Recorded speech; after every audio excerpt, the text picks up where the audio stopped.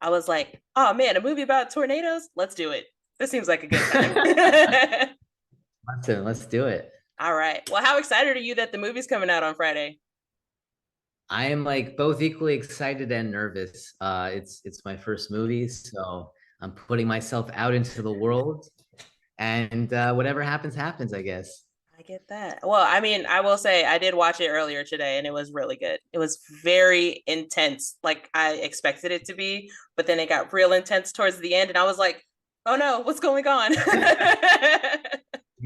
That's awesome to uh, hear. yeah. So I know that like there's a lot of CGI that probably goes into this, with all of the like storms and things. I know you guys aren't actually out there, chasing storms. I mean, if you are, props to you. Actually, we did, but I'll bring that up in a minute. But yeah, so CGI is not something that we had a lot of because we couldn't afford it. Um, CGI costs a lot of money. So you watch those big Marvel films, or you watch like a Roland Emmerich movie like Day After Tomorrow. They got millions of dollars to spend on creating all that CGI stuff. The nice thing about this film was it had such a lack of money that we had parameters and we could only do so many things, which I think benefited it because it forced things to almost feel more subjective, like you mentioned right off the bat. You felt like you were in it, and that was what I intended for. I can't show you everything because I can't afford to show you everything. So if I could show you just enough and make it as very chaotic through a lot of practical effects, which is what we had on set, rain machines, Ritter fans that blew up to 60 miles per hour, dust and particles and all that. And then, the other side of it is I don't have money for CGI. So I was lucky to partner with real storm chasers that spent decades filming the storms in the skies. And then together we were able to find the right tornado shots, the right lightning shots, or mammatus clouds, which are those fun bubbly clouds you see in the sky. We were able to pair that with the right front plate and then stitch it together in a very minimalistic way. And what you get was Supercell.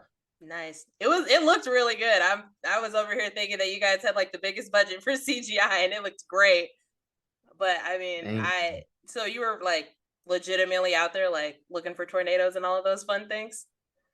Well, yeah, so in second unit, we went back with the van. I just had my cinematographer, John Gomez, which was a grip of his. And I actually brought my fiance. I bring her to everything when it comes to danger and storm related stuff, even though we just have our first daughter now. I got to rethink that. I'm responsible for more than just one person. But no, the chasing of the storms is like everything. Mhm. And I went storm chasing for the first time 4 years ago with her, and I got addicted. Being from Indianapolis, you see some big storms. Yeah. So you know what we're talking about. So for me, I'm from Montreal originally. I would spend time in Florida because that's what Montrealers do. They go to Florida for vacation a lot. And I would see these little, thunderstorms with nice lightning, but nothing compares to the Great Plains. And after I went storm chasing, it was just something I had to do. I had to tell the story of the storm chasing community because it's a story that hadn't been told since 1996 in Twister. Yeah, that's a good movie. It's a good movie. This movie, it felt like had a little bit of, similarities to that, but I was like, oh man, this is gonna be great. And it was. I can't say enough how good it was. Like I watched it while I was at my day job. Don't tell my boss. But it was really good. So I'm guessing that Twister was a little bit of an inspiration for you, maybe. Well, for me, Twister set the bar, and again, Twister is a huge studio movie. Universal Studios, $100+ million budget. You can't compete with Twister. No one could even, unless Twister makes a sequel, which they're doing, by the way, I which did not know I that. am. They are. I think it's coming out in a year or two. But for me, it was what happened after Twister. Well, when we were in the late 90s, storm chasing was really a novelty for scientists, very few scientists to do exactly what the people in Twister did, try and put probes in front of tornadoes and get data points to help forecasting. What Twister did to the Midwest, which is what Supercell is about, is the tourism aspect. It's Disneyland in the Midwest. And that was something I discovered storm chasing was, oh my God, you have people from Australia and the UK that are paying thousands of dollars to go into these vans and get shipped around thousands of miles to get up close and personal with their cameras. That's the story for this, I guess, iteration of storm chasing. Mm-hmm. So it's kind of, for me, it's a continuation of what Twister was and what Twister would have become, which is what Supercell is, and it's basically Disneyland in the Midwest. Wow. I wish there was a Disneyland in the Midwest, but there is not. All we have is Six Flags. But yeah, I love the aspect of, they're like, hey, we're gonna take you guys on a tour and we're gonna follow this Supercell around. And it's like, maybe not. I like me personally, I've seen tornadoes up close and personal, and I'm like, no, Yeah. thank you. I don't want to get in a car and follow those around.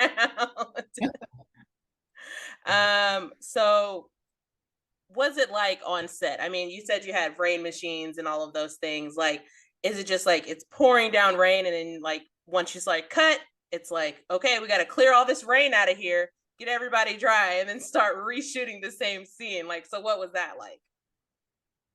It was a lot,